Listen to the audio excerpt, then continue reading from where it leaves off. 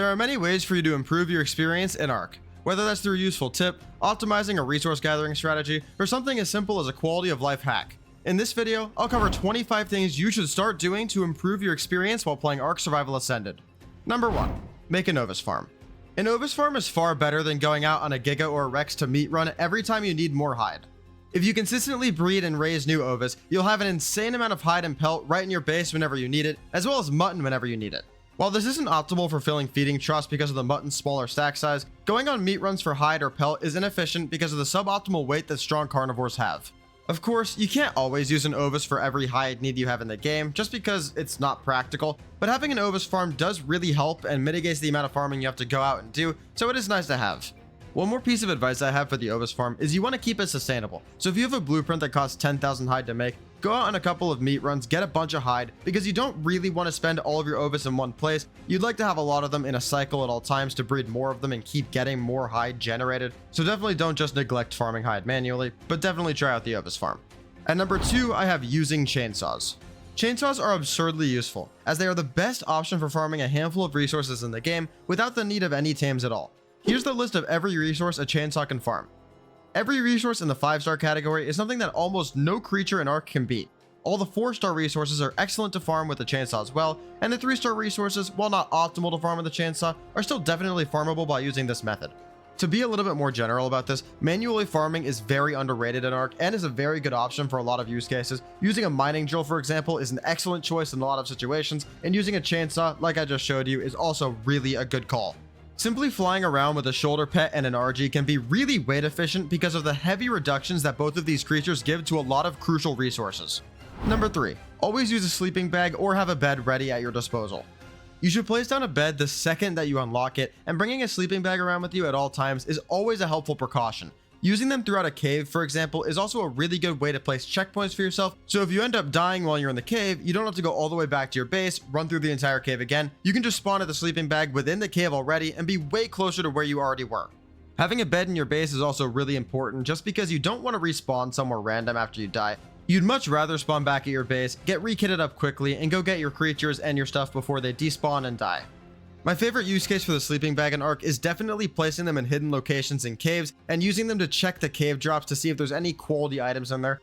This is a lot more efficient to check if items are good in the cave before you go down there than, for example, always running through the cave the entire time, clearing through everything with your army, and actually caring if you die while you're in the cave. If you just spawn in the cave in the sleeping bag and check the drops, there's no risk because if you die, you're not losing any important items, and you save a lot of time because you can just check if the items are actually worth going for, and then if they are worth going for, then you can go back and actually run the cave, grab the loot, and extract it. At number 4 is another one that sounds pretty simple but is important. Stop letting dangerous creatures just roam around right outside your base. This is especially an issue in the early game where wild dinos can wreck your progress. If you see a menacing creature roaming around outside, there's a few easy ways of handling it. You can bait large carnivores away by either hitting it with a projectile or just running near to it to grab aggro, and then running away as far as possible from your base. A non-self-sacrifice method would be just dragging the angry carnivore into a large pack of herbivores or even just other carnivores that it would aggro to, and then letting it fight that instead of you. This is another very effective way to distract it and pull it away from your base, and the most effective and permanent solution is just killing the creature. If you have progressed, the only wild creatures that pose a threat to you are Gigas and Karchas, but by then, you can easily drag those away by shooting them and baiting them away safely on a flyer. The amount of times I've seen players just ignore a wild Giga near their base only to get meat rammed by it at some point while they're off doing something else is baffling. So make sure to dispose of those threats in some way. At number 5, I have using the extra hotbar that most people don't even know exists effectively. Before I give you advice on how to use this extra hotbar most effectively, let me actually show you how to even access it. You need to go to settings, you need to go to controls or keyboard, you need to scroll down to toggle fists / fast inventory parentheses hold. That button or key is what you need to hold down to access these extra inventories. On PC, you have to hold Q to access this feature. These 3 extra inventories the game gives you are automatically assigned. They're basically smart inventories. They hold tools, consumables, and structures, so it's very useful. You can actually use this a lot of the time for building. I've used it personally a lot of the time when I'm in a pinch. For example, I never have food or water in my inventory anymore. I just use the fast inventory and cycle over to it. It's very convenient and it saves you a lot of room in your main inventory when you're just trying to not take up 2 of your slots with food or water. I also just love having all my tools in the same place at all times, not having to crowd my hotbar with random things like structures I'm trying to place or consumables I'm trying to eat is really helpful. At number 6, I have start making greenhouses and farming. A lot of people never make kibble as they opt for mejo berries and mutton for everything, but growing crops, making things like med brews, kibbles, veggie cakes, custom broths, and custom food and beverages can all be a massive quality of life improvement in a playthrough, and it really isn't hard to do. First, for structures, you should just place down stone foundations surrounded by greenhouse walls and a greenhouse ceiling to cover the top of the greenhouse. Making these greenhouses taller can come in handy in some situations, especially when you want to stack crop plots on top of each other to be space efficient. For choice of crop plot size, use small plots for berry farming, medium for crop farming, and large for plant species seeds. They changed how watering works in ARK Survival Ascended as well. Now you can simply place a water intake in any water source, and you'll be able to fully functionally use that intake with water taps in the entire range. It's very similar to how they changed the generators to work with the new electricity. There's no cables anymore, it's just an aura around it, which is very convenient. Growing crops without a greenhouse is also an option if you don't want to grind the resources. In my opinion though, I think it is worth the grind for the greenhouse materials, just because of the huge crop growth speed increase when you actually have the full greenhouse effect in place. At number 7, I have how to whistle properly. Whistling is one of the most overlooked abilities in ARK that is really important, and it's very vital that you know what you're doing here. In ARK Ascended, the way whistle ordering groups works has changed. You can simply manually allocate creatures to different order groups inside of your inventory in the Taming Tracker tab. What this does is basically divides your creatures into different groups, so when you're doing a whistle command to target certain creatures, it won't have all of your creatures in the same area follow those commands. Only the creatures in the whistle group that you've selected will follow those commands. Here's a really good example of this. If you're fighting the King Titan and you have 100 gigas, you don't want to send 100 gigas at once into the King Titan. They will all die to one stomp and you will lose. You would rather send 10 gigas at a time, get them to all surround the feet of the Titan and actually get them all to be attacking, so when they finally do die, you can just send in 10 more. You have 10 rounds of 10 gigas at a time. It's so much more efficient than sending in all 100 at once. The only way to pull off an effective strategy like this is to have the gigas in different ordering groups, so you can actually send in 10, and then when you need the next 10, you can instantly send the next ones in a time-sensitive manner because of the different ordering groups that you set up ahead of time. My last piece of advice for whistling is to unbind the follow all hotkey. I still remember a story from when I first got into a huge tribe for the first time. I accidentally pressed J almost immediately, and anybody who played ARK Evolved back in the day knows what this means. Every single breeder, flyer, and baby in that mega tribe base followed me, leading to the worst 2 hours of my ARK life ever. You do not want to have to put back breeders into their original locations in perfect spots for 2 hours right when you get into a new tribe. It is not a good look and it is not fun. At number 8, I have always using traps for taming creatures.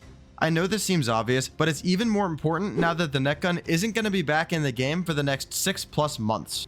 In ARK, there's some universally effective traps like ramp traps that work well most of the time. But if you need something catered to a specific tame, there's fantastic videos on YouTube that are only a few minutes in length, which can make the entire process for almost every tame in the game so much easier.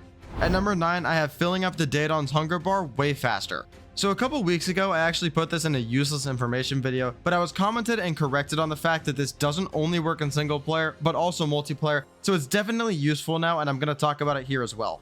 Whether a Daedon's healing a lot and is hungry from that, or you just pumped food points into it, filling a Daedon's hunger bar can be really useful, and the best way to do it is to spam a lot of food in its inventory and then just leave render. Once you leave render, the Daedon will actually eat every piece of food in its inventory immediately, which fills its hunger bar right up.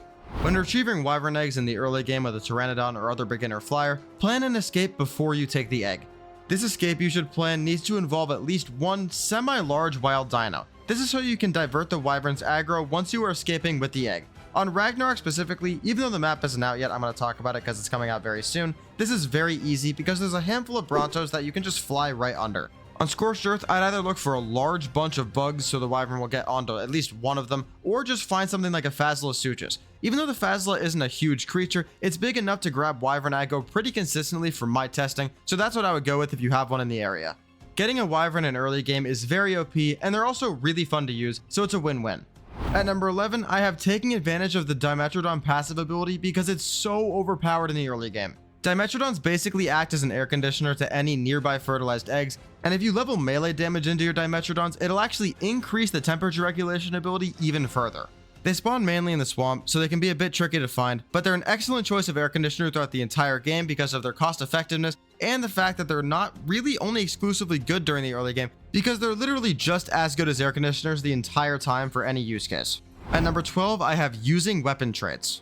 Weapon traits were recently added with the Extinction Ascended launch, and they're ridiculously powerful. You can get a load of these from OSDs and Titan boss fights, and they have some absurdly ridiculous perks. The traits are split up into 4 categories: projectile, gun, armor, and melee, and all 4 of these categories get substantial buffs from these new traits. On screen now is the list of every weapon trait that was added in the update. I can't get into all the detail right now just because I don't have time for this sort of video, but there is great videos online for this if you're interested. I also just don't think the meta is defined enough yet for me to give you specific traits to bring. All I can say for now is they are definitely worth looking into and using. At number 13, I have another underrated swamp creature that you should start using. This time I'm talking about the Diplocalus. The Diplocalus is a fantastic choice for going deep into the water to tame high-level sea creatures like Moses, or doing other underwater activities in the early game. Other activities like farming oil or silica pearls, or even farming drops out of the easy underwater cave are all things that I love to do on a Diplocalus in the early game because it's just so good at that stage of progression. It's definitely not strong enough to help you farm drops or artifacts in the hard underwater caves, but besides this one limitation and the fact that it gets stunned by the eels and jellyfish, the Diplocalus is a perfect replacement for scuba gear until you unlock that. The scuba gear is only unlocked after you hit level 81, so the Diplocalus is a great choice for a large portion of your game. Pretty much everybody that's played PvP has used beer at some point, but I'm here to argue that you should start using it in PvE as well. Beer offers a lot of benefits, including a boost to insulation, reduction to damage taken, reduction to water consumption, and increase to player damage. The only downsides are the impaired vision and reduced stamina, as well as the hangover debuff that happens after you're finished being drunk, which prevents you from gaining stamina for a short time. It's obviously best for turret running or turret soaking in PvP, but in PvE you can use it in certain situations as well. I like bringing beer to certain boss fights, including the Dragon Fight, Fenrir Sulfur, and Dinopithecus King, because all of these bosses can kill you off the back of your mount. The extra tankiness that the beer provides is especially great in these situations because the only statistical debuff you get is to stamina, which is irrelevant when you're riding on the back of a tame. The Calicotherium also requires beer to be tamed because stimberries, the only alternative, are a horrible choice if you want to get good effectiveness. The Calicotherium is a super underrated creature. I definitely recommend using it as a mobile turret on a Quetzal platform base, as they're the only form of turret that works in this use case. At number 15, I have using the otter and other shoulder pets in general. Whenever you're going somewhere cold, you should always bring an otter with you. It has insanely good insulation and significantly reduces the quality of fur armor or fortitude points required to survive in those difficult conditions. Shoulder mounts in general are something that you should always bring along with you, as they have substantial weight reductions to everything that you need to bring, so they're definitely helpful. Alright, so the next two I'm going to talk about are just sort of commands or visual settings that I find to make the game look a lot better. These are just quality of life things, but I think they're important enough to include here. When you're underwater, using the command r.volumetric fog space 0 makes the water look crystal clear while not distorting the color, and you can also use r.volumetric cloud space 0 to remove all the clouds.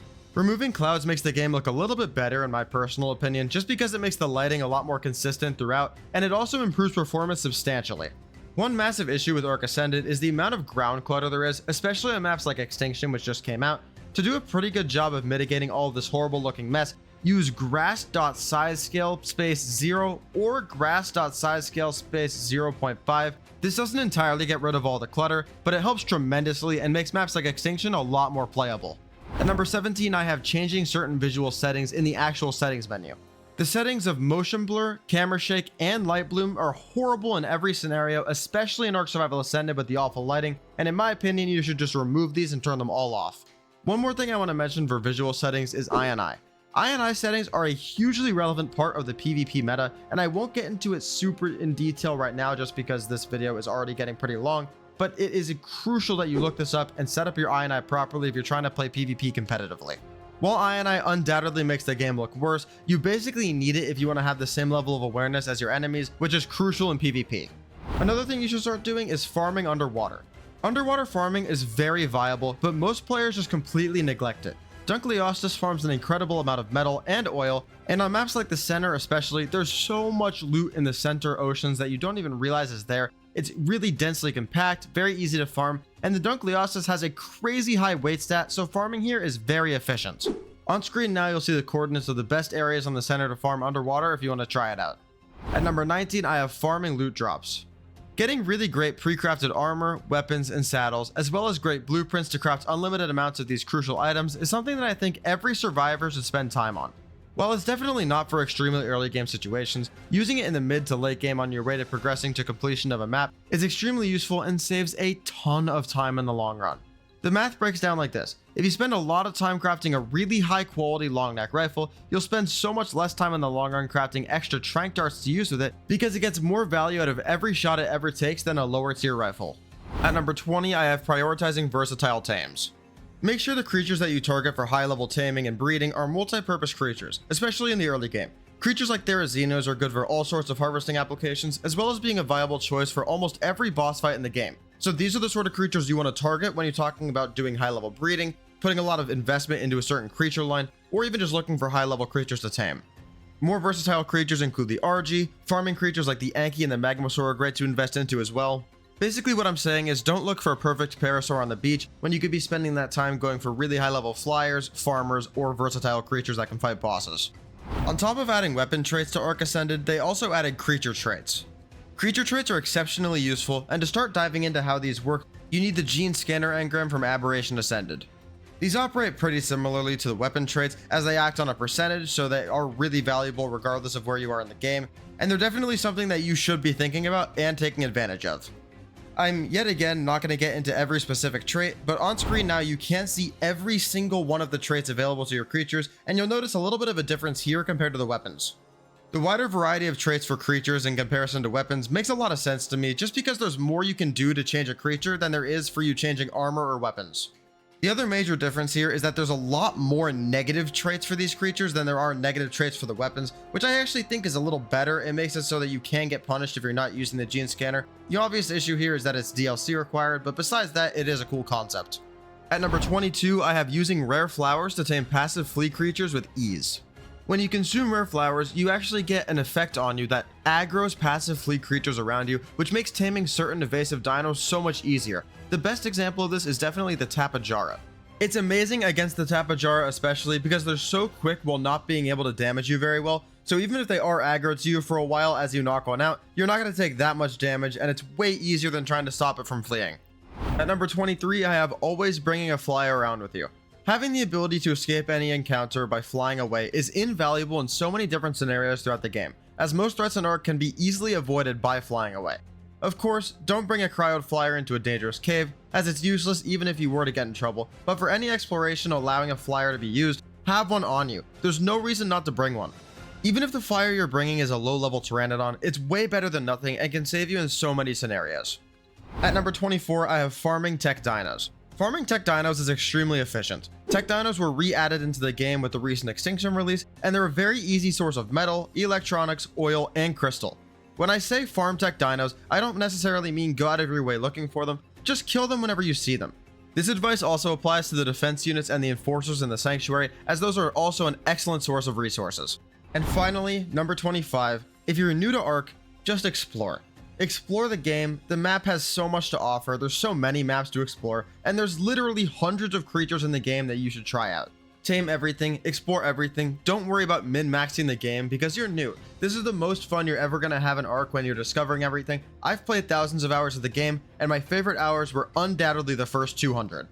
Taming a wide variety of creatures can also help you learn a lot about the game because you'll see what everything does firsthand, and you'll be able to try out a lot of different tactics to tame stuff and tactics to use different creatures for different tasks. So yeah, that's definitely my best tip for beginners. Just try everything out at least once and have fun. If you found this video useful, make sure to like and subscribe to help out the channel. Comment down below your favorite tip in ARK Survival Ascended, and check out my full ARK Extinction Ascended guide that I released a few weeks ago covering everything you need to know to kick that map's ass. See you there. Bye.